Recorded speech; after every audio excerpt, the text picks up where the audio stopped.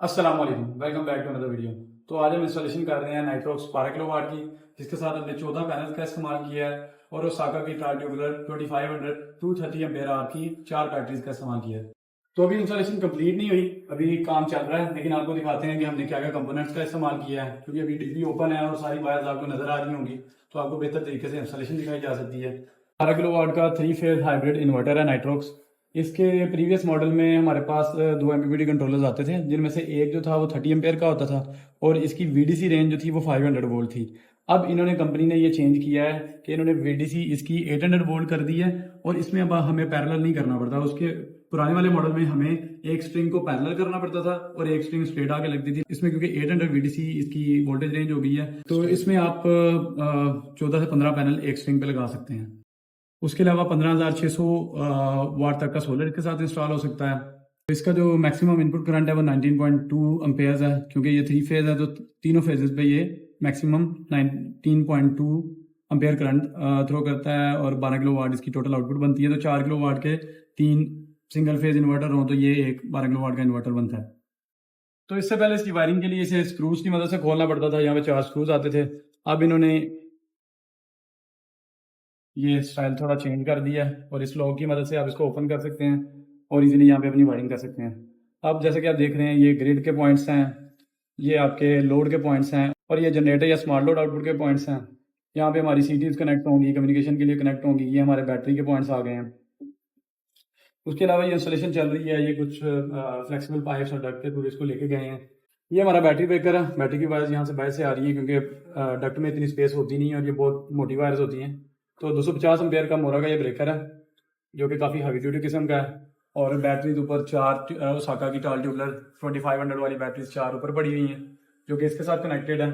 तो वो हमारी अर्थिंग के लिए बाहर की तरफ जा रही हैं वायर्स, और ऊपर से ये 1.5 इंच के पाइप में हमारी DC वायर्स आई हैं, जो कि 2 स्ट्रिंग हम लेके आए हैं इस पॉपुलर के कंड्यूट पाइप के थ्रू, और उसको हम इस मेन डिस्ट्रीब्यूशन बॉक्स में लेके गए हैं। तो अब चलते हैं इस मेन डिस्ट्रीब्यूशन बॉक्स की तरफ। तो मेन डिस्ट्रीब्यूशन बॉक्स की तरफ जब हम चलते हैं तो सबसे पहले हमारे पास 100 एम्पेयर का ये एक ब्रेकर है शनान कंपनी का, जो कि हमारे मेन पे लगा होगा। उसके बाद हमारा 63 एम्पेयर का मोरा कंपनी का ये इनपुट ब्रेकर है, जो कि इन्वर्टर की इनपुट पे लगा होगा। 4 पोल ब्रेकर है। उसके साथ 4 पोल SPD है, क्योंकि यहाँ पे नेट मीटरिंग भी हमने करनी है, तो SPDs भी साथ ही इंस्टॉल कर दी गई हैं और अर्थिंग के लिए वायर उस पाइप के थ्रू ले गए हैं हम नीचे। उसके अलावा हमारे पास 2 चेंज ओवर है 4 पोल के, 4+4 वाले चेंज ओवर है। एक को हम ऊपर करेंगे तो दूसरा खुद ही ट्रिप कर जाएगा। ये एक हैवी लोड के लिए है और एक लाइट लोड के लिए है। और हमारे पास ये फ्यूज़ हैं श्नाइडर के, और ये मोरा की DC SPDs हैं 2, क्योंकि 2 स्ट्रिंग हमारे फिलहाल यूज़ हो रही हैं, तो ये 2 टेम्परेरीली हमने लगाए हैं, लेकिन फ्यूचर में अगर कोई मसला होगा तो हम इनको रिप्लेस कर देंगे। अदरवाइज ये 2 स्ट्रिंग्स की हमारी SPDs लगी हुई हैं। उसके अलावा ये हमारा इनका मेन डिस्ट्रीब्यूशन बॉक्स है, जिसमें हम जब वायरिंग कंप्लीट कर लेंगे तो इसमें हैवी लोड और लाइट लोड की मैनेजमेंट हमें करनी होगी। तो इन्वर्टर के जीरो एक्सपोर्ट फीचर को कंट्रोल करने के लिए ये 3 सीटीज हैं, जो हम तीनों फेजेस पे इस्तेमाल करेंगे। और इसका जो एरो साइड है ये ग्रिड की तरफ रखना होता है, और इसके आगे आपके घर का पूरा लोड होना चाहिए। इससे पीछे आपका कोई लोड नहीं हो रहा होना चाहिए। जो मीटर से आपकी वायर आ रही होती है उस वायर पे आपने इसको लगाना होता है, लेकिन इसका जो एरो है वो टुवर्ड्स द मीटर होना चाहिए, टुवर्ड्स द इन्वर्टर नहीं होना चाहिए। इससे फ़ायदा ये होता है कि आपके जो भी लोड घर के अंदर चल रहा होता है, सीटी इस चीज़ को सेंस करती है कि आपकी लोड की रिक्वायरमेंट क्या है, और उसके मुताबिक इन्वर्टर अपनी जनरेशन शुरू कर देता है और आपके लोड को पावर देता है।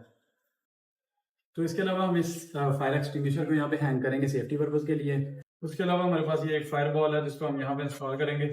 अगर खुदा न खास्ता कोई फायर वगैरह लगती है तो ये उसको टोटली बुझाने में मदद करेगी सेफ्टी पर्पज़ के लिए। जब हम बाकी सिस्टम पे इतना खर्चा करते हैं तो हमें इस तरह के प्रिकॉशन भी अपनी ले लेनी चाहिए, जो कि हमें किसी भी बड़े नुकसान से बचा सकता है। वंस इसकी इंस्टॉलेशन कंप्लीट हो जाती है तो नेक्स्ट वीडियो में हम आपको दिखाएंगे इसकी फाइनल लुक, और इसकी वर्किंग एंड टेस्टिंग के बारे में भी आपको टोटली उस वीडियो में दिखाएंगे। और इसी तरह की इन्फॉर्मेटिव वीडियो देखने के लिए हमारे चैनल को सब्सक्राइब करें और वीडियो को ज़्यादा से ज़्यादा शेयर करें। शुक्रिया। अल्लाह हाफिज़।